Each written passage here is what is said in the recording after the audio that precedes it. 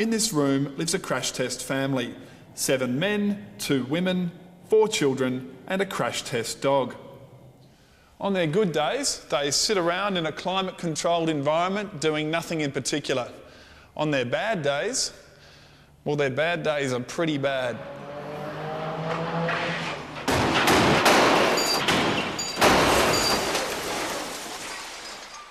The man in charge of the family is Gareth Brown, who's been a dummy engineer for 18 months. Okay, do your jacket up. It's cold outside. Okay, Gareth, introduce us to the family. Righto, Tony, we've got US Sid here. He's our resident old guy for side impact test. Euro Sid, he's our new European dummy. Very soft ribs, pretty sensitive kind of European. These guys here are resident big guys, 105 kilograms each. They're our footy players of the community. Mr. Average here, he's our regular kind of person, and we've got plans to calibrate his chest a little bit later on. And on the end here we've got 2 mums, 2 small mums, and this one on the end here likes to drive with the steering wheel nice and close to her chest.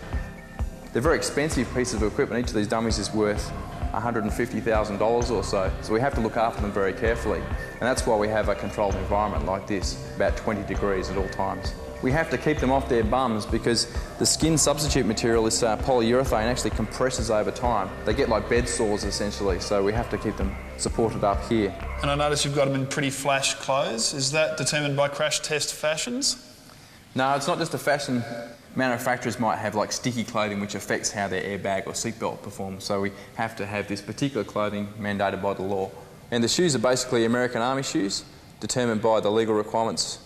These guys don't get out much, only on work days. They're workaholics. It was time for the hard work to begin, and dummy 05224 stepped up for a pre-test calibration. Now, I gather the idea is to smash one of these weights into the dummy's chest? Yeah, that's right, Tony. This is called a thorax impact test, and we're going to swing one of these masses into the dummy's chest and see how the dummy responds to that particular load. At some stage, there have been tests done on cadavers, dead people, and we've seen how they've responded. And then what we want to do is tune the dummy so that it responds in the same way. It might only have been a calibration, but the atmosphere in the room was tense. While dummy 05224 was left to contemplate his place in the world, Gareth took me over to where dummy technician Cruz was repairing sensors. The sensors are all there so that the dummy can tell us effectively what has experienced during the test. For example, the load cell in the neck, that will tell us how hard we're pushing here in all different directions, and also how fast the head is going to move in different directions. And we have those accelerometers inside the head, inside the chest, inside the pelvis, so we can see how fast all parts of the dummy are moving independently.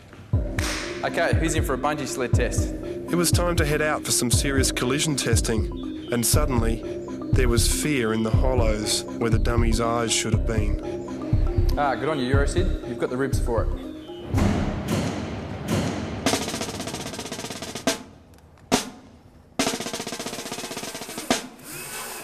So what sort of a test is this one? It's a bungee sled test. So it's just like doing a bungee jump, except horizontally. He looks pretty comfortable about his prospects. You'll be nervous in a minute.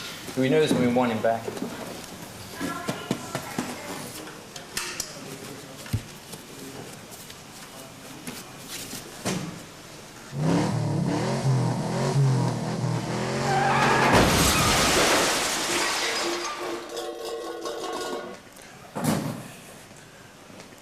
How'd the test go?